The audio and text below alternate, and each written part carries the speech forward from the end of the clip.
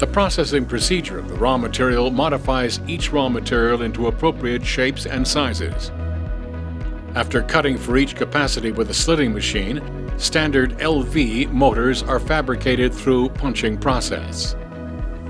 However, non-standard LV motors and MVHV motors are individually fabricated after initial blanking and punching.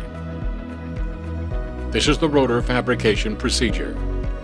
For small-sized LV motor, the rotors are die-casted and assembled with shaft. After machining of the external diameter and balancing, it will be completed. For middle to large-size MVHV motors, rotors are fabricated by lamination and blazing of the cores. This is the Stator Fabrication procedure. For low-voltage small-size motor, stator cores are fabricated through matching, with a robot-operated one-stop process including insulator insertion, winding and inserting process with an intermediate inspection after wiring. The work in process is then varnish coated in an impregnation chamber to enhance the thermal and electrical insulation.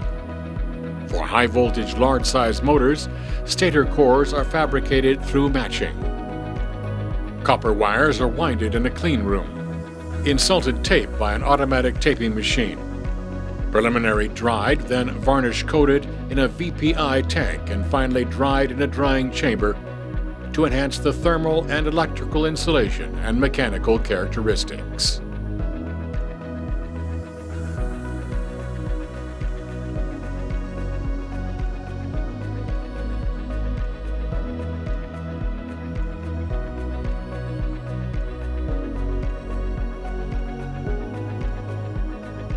This is the rotor and stator assembly. For low-voltage small-size motors, the stator and frame are assembled by a press and further installed with the rotor, brackets and covers, and finished by shaft fixation. For high-voltage large-size motors, after assembling the stator and frame, the rotor, brackets, ventilation box, and other components are installed to finish fabrication. This is the test shop. All type and routine tests can be performed. Major tests include resistance measurement, no-load test, noise and vibration measurement, insulation resistance test. Motors verified through tests are painted and delivered. Thank you for visiting the Motor Factory. Thank you.